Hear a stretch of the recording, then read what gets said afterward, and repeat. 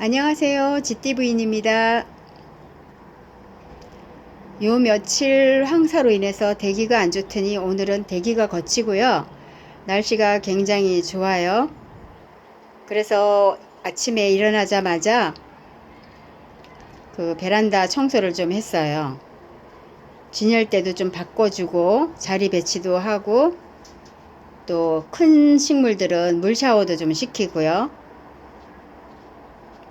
그러던 중에 지금 다육이를 보니까 물마름이 좀 있어서 오늘은 물을 다육이들한테 이제 물을 줘야 되겠다 생각해서 주고 있는데요. 지금 이 베란다의 습도도 지금 30%밖에 안 되거든요. 굉장히 건조하다는 얘기죠. 제가 이 다육이 물 진 지가 한 15일밖에 안 됐는데 벌써 이렇게 물마름이 와요. 근데 이 물마름을 그냥 방치하면 벌레가 생겨요. 그래서 이걸 잘 상황을 봐야 되고요. 근데 저는 이제 이 위로 물을 주는 것도 중요하고 물 샤워하는 것도 중요한데 한 가지 하는 방법이 있어요. 이 다육이들한테 1년에 3번 정도는 꼭 무엇을 하냐면 이렇게 저면 간수를 해요. 저면 간수는 이런 통에다가 물을 받아 놓고 이렇게 잠그는 거거든요. 근데 이렇게 푹 잠궈도 괜찮은데 저는 그냥 통이 작다 보니까 여러 개를 한 번에 해야 돼서 이 통인 작은데 여러 개를 한 번에 하면 물이 넘치죠. 그래서 화분 크기에 한 80% 정도 높이로 물을 붓고 이렇게 물 오름을 하면 되거든요. 그 물 오름이 되었는지 하기는 이 흙이 이제 위 흙이 촉촉해지면 물 오름이 다 되었다는 거예요. 그러면 꺼내서 물기를 털어서 진열대에다 갖다 놓으면 되죠. 근데 제가 이제 3번을 하는데요. 이렇게 봄에 건조할 때 한번 해주고요. 그 다음에 여름이 본격적으로 시작이 되면 그때 한번 해주고 또 가을이 시작되면 그때 한번 해주거든요. 근데 장마 때는 장마를 한 달 전에 해야 돼요. 여름에는 장마를 딱 앞에 두고 하면은 장마 때 이 아이들이 정말 물러서 가는 수가 있어서 그때만 피하면 이렇게 3번씩 해주면 좋아요. 조금 더 부지런하신 분들은 자주 저면 간수를 해줘도 괜찮아요. 그 위로 물을 주는 것보다 얘네들이 이제 이게 흙에 보면은 그 흙에는 물길이 있어요. 물길이 하나가 될 수도 있고 여러 개가 될 수 있는데 우리가 흙 속에 있는 물길은 확인할 수가 없잖아요. 그래서 이렇게 저면 간수를 해주면 얘 아이가 골고루 이제 물 먹음을 할 수 있는 거죠. 그래서 이 방법이 제가 해보니까 좋은 방법이더라고요. 조금 힘은 들어요. 이런 방법을 하려면. 그런데 예쁜 아이들을 키우기 위해서는 이런 거 정도는 제가 수고스럽지 않게 하고 있어요. 그래서 이 방법을 지금 하고 있는 거고요. 이렇게 해주고 나면 물 관리를 그렇게 자주 신경 쓰지 않아도 되거든요.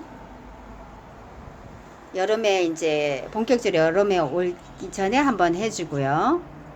이렇게 하면 정말 잘 크기도 하지만 그 벌레가 예방할 수 있다는 거.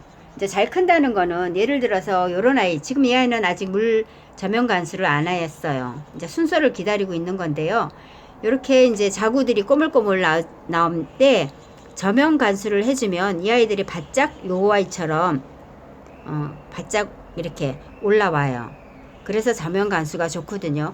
이런 상태에서는 아무리 위로 물을 줘도 그렇게 많이 성장하지 않아요. 근데 이런 자구들은 조금 키울 필요가 있거든요.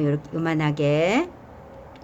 그래서 이런 아이들을 위해서라도 저면 간수를 해주면 이 아이들도 잘 크고 또 벌레도 예방할 수 있고, 그래서 저는 저면 간수를 좀 잘 이용을 해요. 우리가 일반적으로 다육이뿐만 아니라 식물들도 이제 저면 간수를 한 번씩 해주면 좋은데요.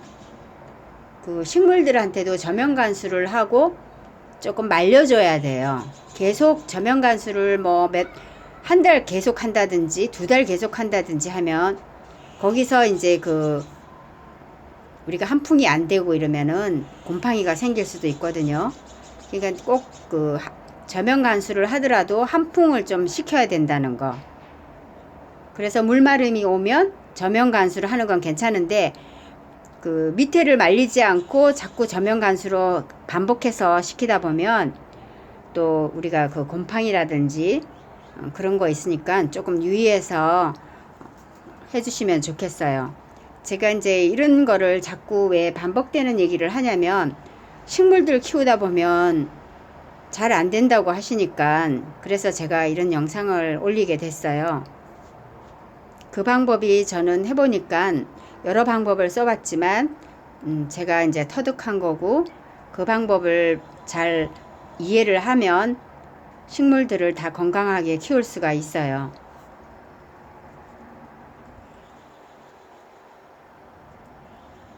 요런 아이도 제가 이렇게 하니까 잘 예쁘죠?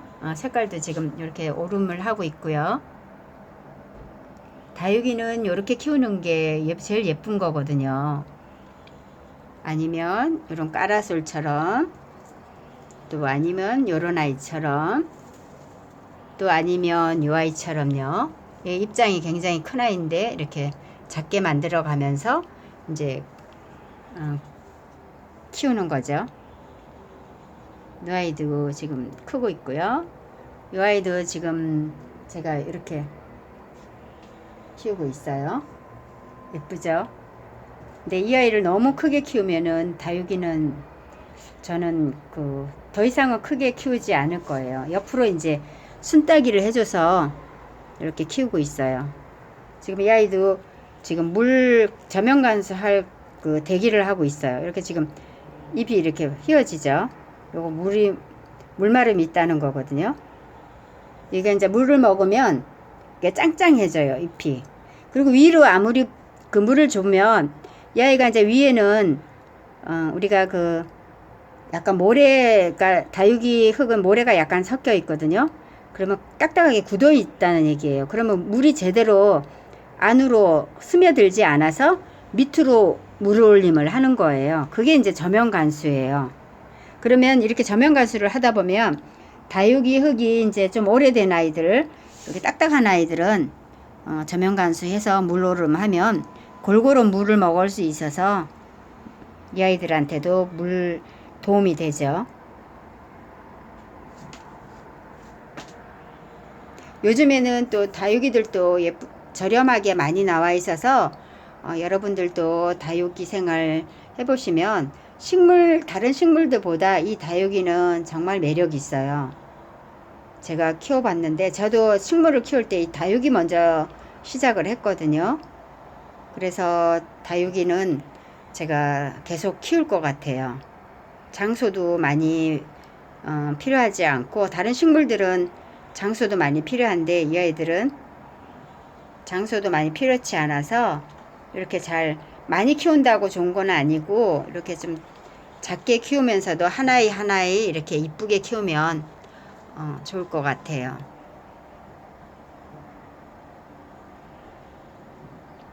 그래서 다육이를 물 관리하는 거를 보여드렸습니다. 영상 끝까지 시청해 주셔서 감사하고요. 오늘도 행복한 하루 되세요. 감사합니다.